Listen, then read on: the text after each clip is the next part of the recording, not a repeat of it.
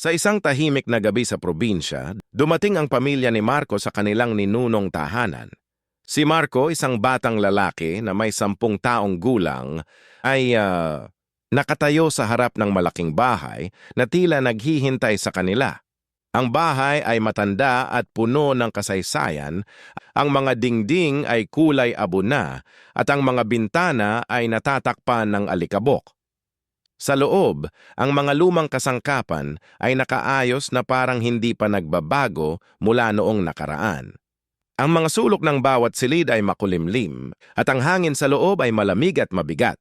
Ang mahabang panahon ng pagkabayaw ay halatang nakasulat sa bawat sulok ng tahanan. Habang tinitingnan ni Marco ang bawat kwarto, naramdaman niya ang kakaibang pakiramdam na parang may naghihintay sa kanila sa loob ng lumang bahay na iyon. Habang abala ang pamilya sa pag-aayos ng kanilang mga gamit, biglang tumigil si Marco sa harap ng isang lumang larawan na nakabitin sa dingding ng sala. Ang larawan ay nagpapakita ng isang babaeng nakasuot ng damit na taga noong unang panahon. Ang kanyang mukha ay seryoso, ngunit may kakaibang lalim ang kanyang mga mata na tila may tinatago.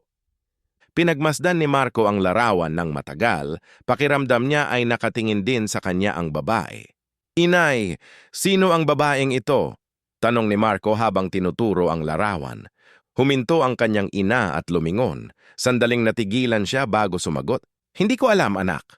Marahil isang kamag-anak noong unang panahon." Ang sagot niya nang mabilis, ngunit ang kanyang mga mata ay nagpapahiwatig ng ibang bagay. Hindi nasiyahan si Marco sa sagot. Muling tumingin siya sa larawan at isang kakaibang kaba ang dahan-dahang pumasok sa kanyang puso.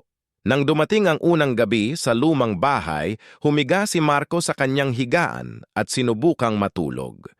Ngunit hindi siya makapanahimik. Sa katahimikan ng gabi, nagsimulang marinig niya ang mga kakaibang tunog mula sa itaas ng kanyang kwarto.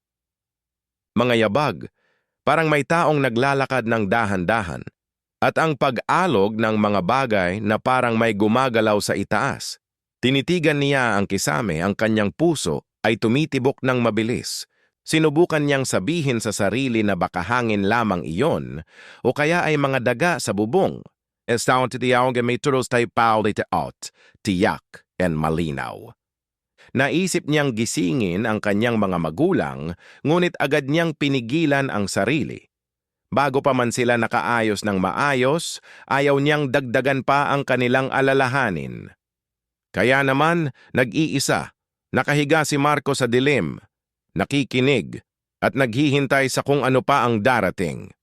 Kinabukasan, nang makaalis na ang kanyang mga magulang para mamili sa bayan, nagsimulang mag-imbestiga si Marco sa buong bahay ng mag-isa. Maingat niyang sinuri ang bawat sulok, bawat silid at bawat makulimlim na bahagi ng lumang tahanan. Habang naghahanap siya sa paligid ng hagdan, napansin niya ang isang bahagi ng sahig na tila kakaiba ang pagkakaayos. Dahan-dahan niyang inalis ang mga lumang tabla at natuklasan ang isang nakabaong kahon na puno ng alikabok at kalawang. Nang buksan niya ito, natagpuan niya ang mga lumang sulat at litrato na maingat na nakatiklop. Ang mga litrato ay nagpapakita ng parehong babaeng nakita niya sa larawan sa dingding, ngunit mas bata at mas masaya ang hitsura. Ang mga sulat naman ay nakasulat sa isang wikang hindi niya agad mauunawaan, tila isang lumang uri ng Espanyol na halo ang Filipino. Nag-alab ang kanyang curiosity ng higit pa kaysa dati. Pumunta si Marco sa kalapit na baryo upang bisitahin ang kanyang lola, dala ang mga lumang sulat at litrato na kanyang natuklasan. Nang makita ng lola ang mga bagay na iyon, namutla ang kanyang mukha at huminga ng malalim bago magsalita.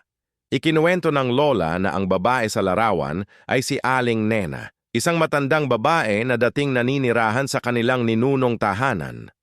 Ayon sa lola, si Aling Nena ay namatay ng walang kapayapaan sa puso dahil sa isang mapait na alitan sa loob ng pamilya na hindi kailanman nalutas. Ang alitang iyon ay nagdulot ng matinding kalungkutan sa kanyang buhay hanggang sa kanyang huling hininga. Habang nakikinig si Marco, unti-unting naunawaan niya ang kahalagahan ng kanyang natuklasan. Hindi ito basta simpleng lumang mga sulat lamang, kundi mga bakas ng isang kaluluwa na naghahanap pa rin ng katahimikan at katarungan mula sa nakaraan. Bumabalik si Marco sa bahay na puno ng bagong kaalaman mula sa kanyang lola. Habang lumalakad siya pabalik, naiisip niya ang bawat salita tungkol kay Aling Nena, ang babaeng namatay ng walang kapayapaan dahil sa isang hindi nalutas na alitan sa pamilya. Nang dumating ang gabi, hindi pa rin makatulog si Marco. Bigla niyang napansin ang isang malamig na hangin na pumasok sa kanyang kwarto kahit sarado ang bintana. Dahan-dahang lumingon siya sa sulok ng kwarto at doon ay nakita niya ang isang maliwanag na anino, si Aling Nena, nakatayo ng tahimik at nakatingin sa kanya ng may malungkot na ekspresyon sa kanyang mukha. Asan, asyan siyempre nga may mararalim panato ng kalungkutan at pagod. Ngunit sa halip na matakot at tumakbo, naramdaman ni Marco ang isang kakaibang simpatya para sa multo. Naiintindihan na niya ang sakit na taglay ng kaluluwa ni Aling Nena at nais niyang tumulong. Kinuha ni Marco ang isang papel at lapis mula sa kanyang mesa. Dahan-dahan niyang isinulat ang kanyang unang tanong para kay Aling Nena. Ano po ang kailangan ninyo? Ang kanyang isinulat, ang kanyang kamay, ay bahagyang nanginginig habang itinaas niya ang papel patungo sa multo. Sandali lang naramdaman ni Marco ang malamig na hangin na dumaan sa kanyang mga kamay. Ang kandila sa sulok ay kumikislap ng 3 beses. Unti-unti, ang mga bagay sa mesa ay nagsimulang gumalaw, tila may mensaheng nais iparating. Nagtiyaga si Marco sa pakikinig sa bawat palatandaan, sa pamamagitan ng mga kilos ng multo at ng mga bagay na gumagalaw, unti-unting naunawaan ni Marco ang mensahe. May isang bagay na kailangang gawin, isang pangako na naputol, isang katotohanan na kailangang matuklasan upang si Aling Nena ay makapagpahinga na nang walang pagod magpakailanman. Nang gabing iyon, muling lumitaw si Aling Nena sa sulok ng kwarto ni Marco. Sa pagkakataong ito, ang kanyang mga kilos ay mas malinaw at may layunin. Dahan-dahan siyang lumakad patungo sa bintana at itinuro ang lumang puno sa likod ng bahay. Isinulat ni Marco ang kanyang tanong sa papel, ano ang nasa ilalim ng puno? Tumugon ang multo sa pamamagitan ng pagguhit ng isang kahon sa hangin, pagkatapos ay itinaas ang kanyang kamay na may singsing sa daliri. Hindi ito kayamanan para sa pamilya, kundi isang katibayan ng isang pangako na hindi natupad, isang lihim na nabaon kasama ang kanyang mga luha at pag-asa. Naramdaman ni Marco ang bigat ng katotohanan ito. Ang multo ay hindi naghahanap ng ginto o pilak, kundi ng pagkilala sa isang pag-ibig na pinigilan. Nagpasya si Marco ng buong tapang na hanapin ang kahon kinabukasan upang matuklasan ang buong katotohanan. Kinabukasan, tinawag ni Marco ang kanyang pinakamatalik na kaibigan na si Tonyo upang tulungan siya sa kanyang misyon. Dalawa silang nagpunta sa likod ng bahay, dala ang mga pala at determinasyon sa kanilang mga puso. Ang lumang puno ay nakatayo ng tahimik, parang nagbabantay ng isang matagal ng nakabaong lihim. Maingat nilang hinukay ang lupa sa paligid ng ugat ng puno hanggang sa maramdaman ni Tonyo ang isang matigas na bagay sa ilalim. Isang maliit na kahon na gawa sa kahoy ang lumabas. Medyo bulok na ngunit buo pa rin. Nang buksan nila ito, nakita nila ang isang singsing na may maliit na bato at isang nakatiklop na sulat ng pagmamahal. Binasa ni Marco ang sulat ng dahan-dahan. Nauunawaan nila na si Aling Nena ay nagmahal ng tunay, ngunit pinigilan siya ng kanyang pamilya na ikasal sa taong mahal niya. Ang pag-ibig niya ay nanatiling nakakulong sa loob ng kahon, tulad ng kanyang kaluluwa sa loob ng bahay. Bumalik si Marco sa bahay na may kahon sa kanyang mga kamay. Ang puso niya ay puno ng mga katanungan at emosyon. Tinawag niya ang kanyang mga magulang at dahan-dahang ibinukas ang kahon sa harap nila, inilabas ang singsing at ang sulat ng pagmamahal na hindi na ibigay. Natigilan ang kanyang ina nang makita ang mga bagay na iyon. Unti-unting nagsimula siyang magsalita. Ang kanyang boses ay puno ng pag-aalangan at kalungkutan.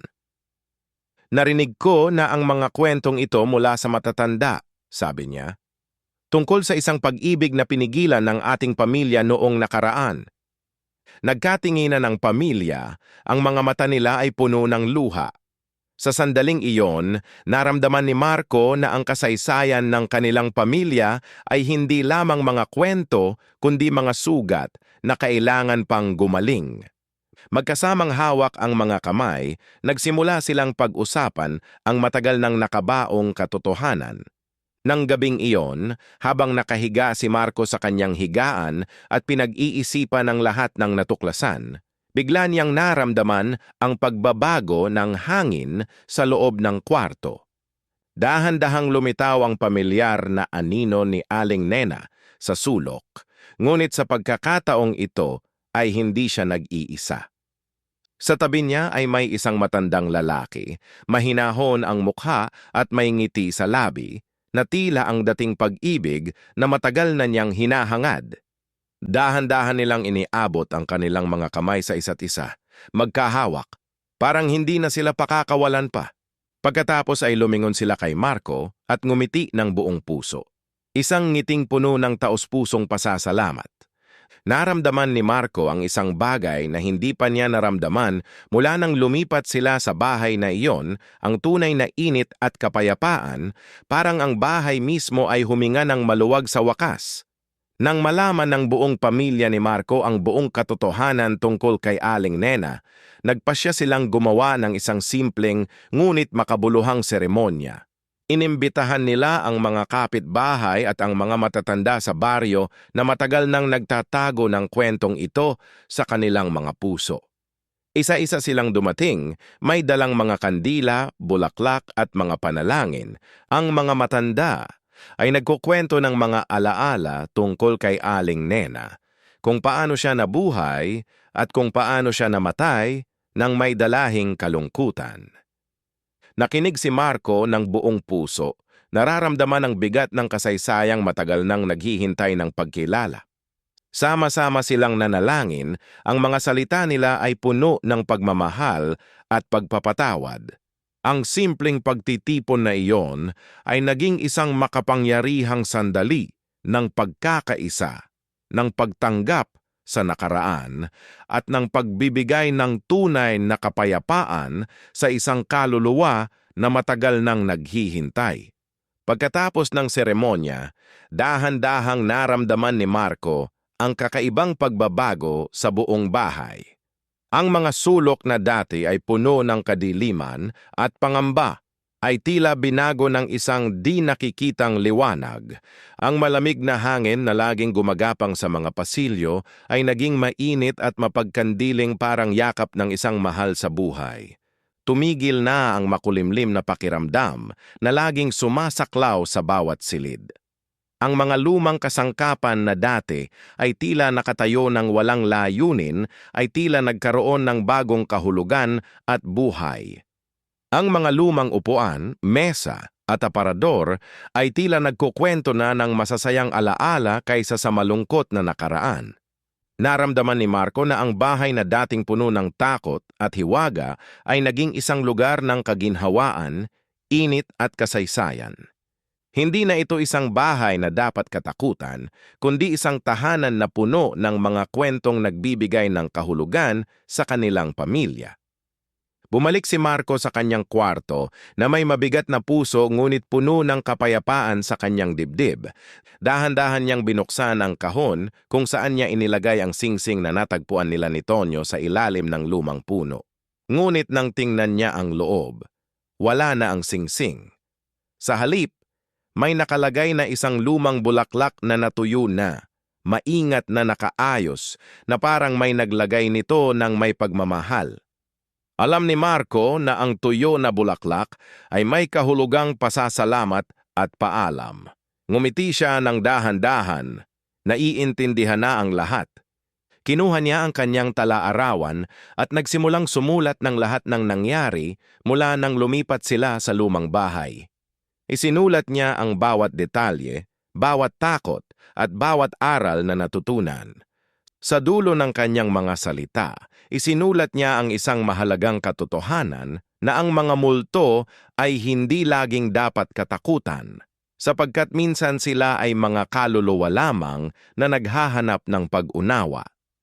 Kinaumagahan, tumayo si Marco sa harap ng lumang larawan ni Aling Nena sa dingding. Ang liwanag ng umaga ay bumabagsak ng malambot sa mukha ng babae sa litrato at sa unang pagkakataon, tila may ngiti sa kanyang mga labi. Hindi ito ang malungkot na ekspresyon na dati niyang nakikita. Ito ay isang ngiti ng kapayapaan, ng pagpapalaya at ng taos-pusong pasasalamat. Dahan-dahang huminga si Marco ng malalim. Natuklasan niya na ang mga kwento ng nakaraan ay hindi dapat itago sa kadiliman. Ang kasaysayan ng pamilya, kahit gaano ito kasakit o kalungkot, ay bahagi ng ating pagkakakilanlan. Ang bawat sulat, bawat larawan, at bawat alaala ay nagbibigay ng kahulugan sa ating kinabukasan. Ngumiti rin si Marco sa larawan dahil ngayon ay naiintindihan na niya na ang pag-unawa sa nakaraan ang siyang nagbibigay ng lakas para harapin ang bukas ng may pag-asa at pagmamahal.